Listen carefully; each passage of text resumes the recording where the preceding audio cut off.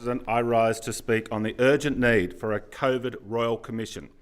We need federal Royal Commission, and we also need a Royal Commission for each state. There was enormous waste in pursuit of a fanciful zero COVID policy. The New South Wales government spent $1.4 billion on personal protection equipment, half of which was thrown out as faulty.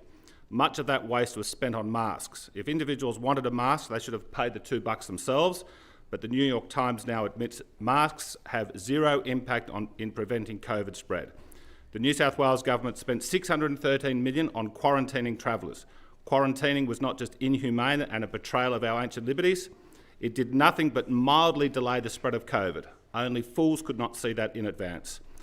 There was a COVID school cleaning program in New South Wales that cost $30 million per term, but COVID was less harmful to kids than regular flu.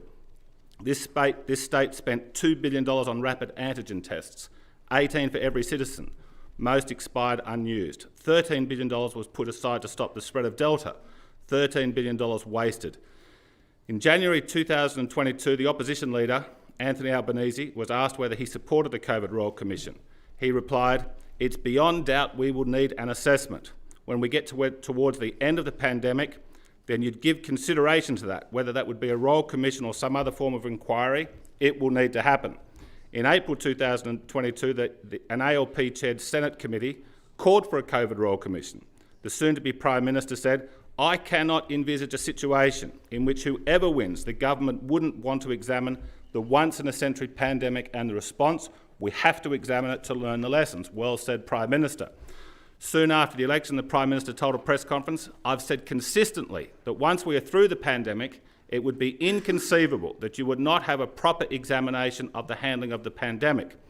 But on the 15th of May this year, the Prime Minister's tone changed when asked why the budget didn't allocate funding for a Royal Commission. He said, in effect, "The COVID crisis is ongoing, so we'll keep waiting." Well, I have some good news for the Prime Minister.